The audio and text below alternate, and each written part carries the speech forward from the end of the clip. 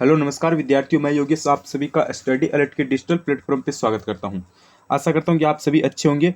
तो आप सभी को पता है, आज हम राजस्थान पशु परिचर भर्ती के सिलेबस को लेकर यहाँ पे बात करने वाले हैं कि इसमें आपका सिलेबस क्या रहेगा, कौन कौन से सब्जेक्ट आएंगे, कौन कौन से टॉपिक है, ठीक है, हमें क्या पढ़ना चाहिए, हमें क्या नहीं पढ़ना चाहिए, ताकि हमारा जो भर्ती है इसमें सिलेक्शन हो जाए। तो आज हम इसके सिलेबस को लेकर विस्तृत चर्चा करेंगे, एकदम फुल डिटेल्स में आपको सिलेबस बताऊंगा, कौन कौन से सब्जेक्ट आपके टोटल, ठीक है, कितने सब्जेक्ट है और इसमें टोटल आपके कितने टॉपिक है और किस सब्जेक्ट से कितने क्वेश्चन आएंगे, ये बात हम इस वीडियो में करने वाले हैं। आप सभी को पता है, जब हम कोई भी गांव, शहर या फिर कोई भी जगह हम जाते हैं, ठीक है, तो उससे पहले हमें सबसे पहले उसका क्या मालूम होना चाहिए, रास्ता मालूम होना चाहिए, ठीक है, रास्ता। तो उसी तरह अगर हम किसी भी एग्जाम की तैयारी कर रहे हैं या फिर कोई भर्ती परीक्षा की तैयारी कर रहे हैं, तो सबसे पहले हमें उसका सिलेबस मालूम होना चाहिए। अगर हमें सिलेबस मालूम है तो हम उसकी तैयारी कर सकते हैं। तो आज हम यही चर्चा करेंगे कि कौन कौन से सब्जेक्ट आएंगे, कितने क्वेश्चन आने वाले, कौन से टॉपिक से कितने क्वेश्चन आएंगे और सब्जेक्ट वगैरह सब एकदम डिटेल से देख लेंगे। वीडियो को कंप्लीट देखना। चैनल पर पहली बार विजिट करो तो चैनल को एक बार आप सब्सक्राइब अत्यावश्य कर देना भाई, ठीक है। ये चैनल आगे आपको काम आएगा। इस चैनल पे आपको राजस्थान पशु परिचारक भर्ती है, ठीक है, इसकी क्लासेस देखने को मिलेगी, इंपॉर्टेंट क्वेश्चन मिलेंगे, मॉडल पेपर भी आपको मैं प्रोवाइड करूंगा।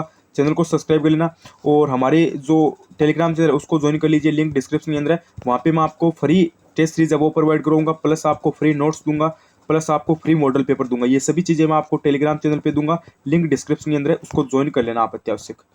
आप सभी को पता है, इसका नोटिफिकेशन अभी जल्द ही रिसेंटली जारी किया गया है राजस्थान पशु परिचर भर्ती का। और टोटल आपको पता है 6934 पद है, यानी 5934 पद है आपके इसके अंदर। अगर हम बात करें यहाँ पे योग्यता को लेकर, तो 10वीं पास योग्यता, ये सभी बातें आप सभी को पता भी है। और आवेदन भी इसके स्टार्ट हो गए हैं। एग्जाम आपको पता है यहाँ पे अप्रैल से मई से जून के बीच में होगा, अप्रैल से जून के बीच में, ठीक है, जुलाई तक भी एग्जाम जा सकता है। उसके बाद में सिलेबस को लेकर बात करें तो सिलेबस आप यहाँ पे देखो, परीक्षा की स्कीम एवं पाठ्यक्रम, ये इंपॉर्टेंट बात है भाई। यहाँ पे देखो, पशु परिचर के पदों पर भर्ती है तो परीक्षा की स्कीम निम्नानुसार रहने वाली है। तो सिलेबस को लेकर हम यहाँ पे एकदम अच्छे से चर्चा कर लेंगे।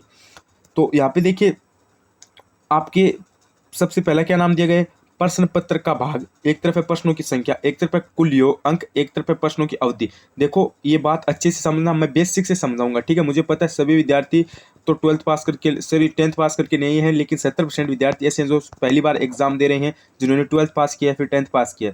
तो मैं एकदम बेसिक से समझाने की कोशिश करूंगा, 5 मिनट एक्स्ट्रा लग जाए लेकिन समझाऊंगा एकदम अच्छे से। भाग नंबर ए है, ठीक है, इसमें देखो कितने प्रश्न आएंगे विद्यार्थियों, 105 प्रश्न आएंगे। और ये कितने अंक के होंगे, ये गुरुजी 150 अंक, 105 ही अंक के होंगे, यानी कितने प्रश्न आएंगे, 105 प्रश्न आएंगे भाग नंबर ए में। और अंक कितने होंगे, 105 ही अंक के होंगे। भाग नंबर बी में कितने आएंगे, 45 क्वेश्चन आएंगे। कितने क्वेश्चन आएंगे, 45 क्वेश्चन आएंगे। और अंक कितने होंगे, 45 अंक होंगे। यानी टोटल कितने का हो गया, 3 घंटे का आपका पेपर हो गया, यानी 180 मिनट आपको मिलेगी। क्वेश्चन कितने, 150 क्वेश्चन है, यानी हम आराम से अटेंड कर सकते हैं। क्योंकि इसमें आपको पता है मैथ की क्वेश्चन है, उनमें थोड़ा सा टाइम लगेगा, बाकी आपके जीके और विज्ञान इनकी क्वेश्चन इनमें टाइम नहीं लगेगा, ठीक है। क्वेश्चनों की संख्या कितनी हो गई, एकदम अच्छे से ध्यान रखना, 150। और अंक की कितनी है, 150 है। ये देख लो भाई, अधिकतम अंक आपके पूर्णांक अंक जो है ये 150 है। और प्रश्न आपकी 150 है, बहुविकल्पी, ये आपको पता है। प्रत्येक सही उत्तर का 1 अंक होगा और एक आपको पता है इसमें नेगेटिव मार्किंग है, यानी 4 गलत करके आओगे तो आपका 1 अंक कटा जाएगा। अब देखिए आप यहाँ पे न्यूनतम ये आपका 40% अंक है। ये कोई इंपॉर्टेंट बात नहीं है, क्योंकि मेरिट में आने के लिए, सिलेक्शन लेने के लिए आपको मेरिट में आना पड़ेगा। अगर हम बात करें परीक्षा का मानक स्तर, तो ये आपका रहेगा माध्यमिक, यानी 10वीं तक का आपका यहाँ पे लेवल रहेगा, यानी 10वीं तक के क्वेश्चन आपके आएंगे। जैसे मैथ है, साइंस है, तो ये 10वीं लेवल की आएगी, हार्ड नहीं आएगी इसमें कुछ भी। अब बात कर लेते हैं विस्तृत सिलेबस को लेकर। देखो सिलेबस में अगर मैं आपको मेन सिलेबस बताऊँ ना, कि गुरुजी कितने आपके टोटल सब्जेक्ट है, वो बात बताता हूँ। तो सबसे पहले मैं आपको टोटल सब्जेक्ट बताऊँ ना, तो एक तो आप काउंट कर लेना, राजस्थान जी के इंपॉर्टेंट मेन सब्जेक्ट बताऊँ, राजस्थान जी के मैथ, ठीक है, और साइंस, क्या साइंस 4 हो गई। और एक आप यहाँ पे मान लो करंट अफेयर, राजस्थान जी के मैथ साइंस 3 और करंट अफेयर 4। और एक आपका पशुओं संबंधित वाला टॉपिक जोड़ लो, सब्जेक्ट जोड़ लो, यानी टोटल 4 से 5 ही सब्जेक्ट आपके इसके अंदर आएंगे। अगर हम एकदम अच्छे से समझे तो यहाँ पे देखो भाई, भाग नंबर ए है ना, ये 70% का रहेगा।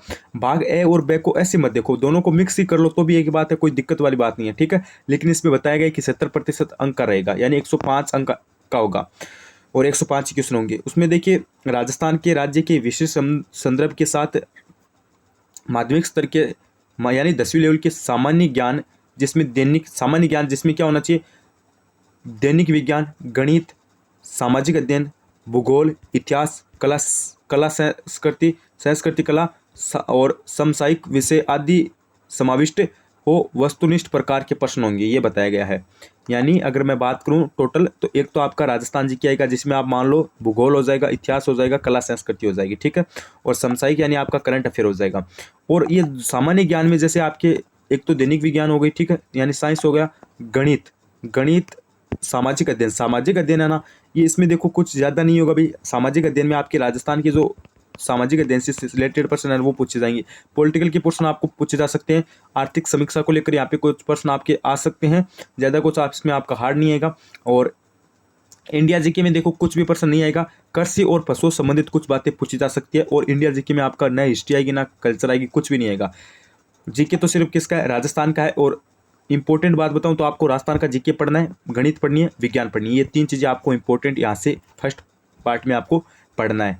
और सामाजिक अध्ययन को लेकर डाउट मत रखना, ये इसी के पार्ट, जीके का ही पार्ट होता है एक, उसमें आपका कवर हो जाएगा। लेकिन इंडिया जीके में आपको जो कृषि और पशुओं को लेकर बातें हैं वो आपको पढ़नी पड़ेगी।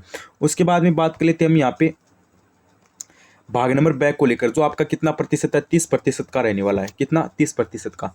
इसमें देखो, इसमें जो क्वेश्चन है वो तो आपके यानी वस्तुनिष्ठ ही होंगे, ठीक है। इसमें प्रश्न वो आपके क्या होंगे, वस्तुनिष्ठ ही होंगे, ये बात आपको ध्यान रखनी है।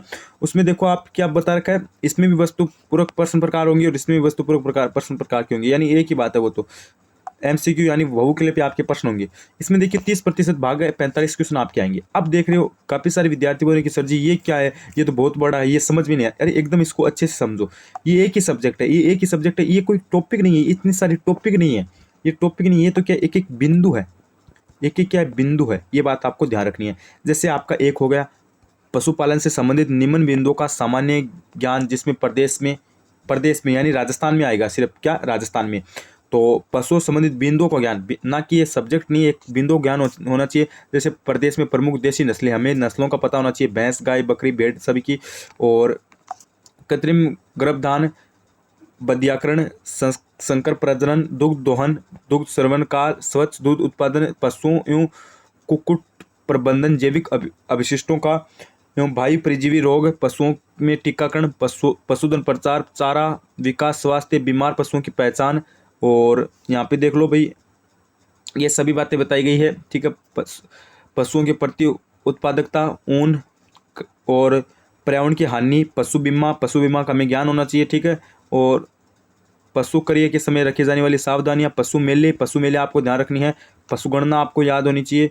और गौशाला प्रबंधन, साफ सफाई का महत्व है, गोबर मूत्र का उचित निष्पादन, पशुधन उत्पादनों का विपणन, डेयरी विकास गतिविधियों तथा पशुपालन विभाग की प्रमुख योजनाओं आदि का आपको क्या होना चाहिए, ज्ञान होना चाहिए। यानी इंपॉर्टेंट बताऊं तो जैसे आपको क्या करनी, इनका ये जो बिंदु इनके आपको याद रखनी है भाई, ठीक है, इनको आपको याद रखना है। जैसे पशुगणना हो गया आपका, ठीक है, और ये योजनाएं हो गई पशुओं से संबंधित, और प्रमुख आपके जैसे पशु मेले हो गए, क्या हो गए गुरुजी, पशु मेले हो गए। तो ऐसे आपको एक एक पॉइंट याद करना है। जैसे पशुओं की नस्ल हो गई, तो ऐसे आपको इसमें क्या करना है, याद करना है। अब देखो आपके यहाँ पे तो कोई डाउट नहीं है, आपसे रिलेटेड तो आपके 45 प्रश्न आएंगे, ठीक है। कितने आएंगे, 45 प्रश्न आएंगे।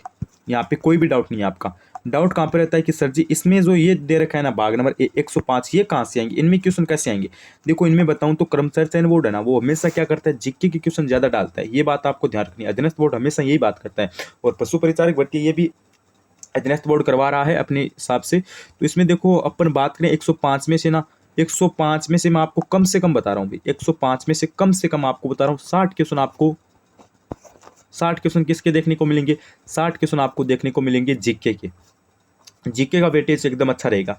और मैथ और साइंस के आपको, मैथ के 15, साइंस के भी 15, यानी 30 क्वेश्चन आपको इन दोनों के देखने को मिलेंगे। मैथ साइंस के कितने आएंगे, ओनली 30 क्वेश्चन।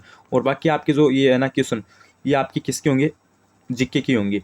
और 10 क्वेश्चन आपको करंट अफेयर के देखने को मिल सकते हैं, 5 क्वेश्चन आपको सामाजिक अध्ययन के देखने को मिल सकते हैं। लेकिन जो कल्चर हिस्ट्री और जियोग्राफी यानी भूगोल, इतिहास, कला संस्कृति, इनके आपको 60% से अधिक देखने को मिल जाएंगे भाई। तो हमें इनको ज़्यादा पढ़ना है। और बात रहे जीके को लेकर, तो न्यू जीके आपका इसके अंदर आने वाला है भाई, ठीक है। न्यू जीके आएगा, पुराने वाला जीके नहीं आएगा।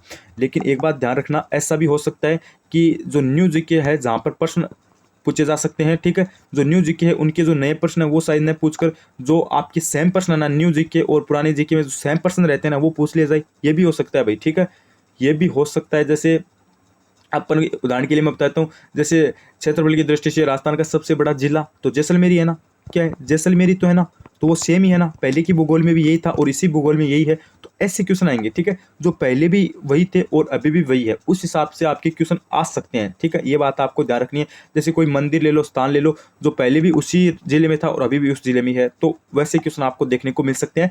हाँ, हालांकि अभी देखो आने की संभावना तो न्यू जीके की ही है, तो ये बात आपको ध्यान रखनी है।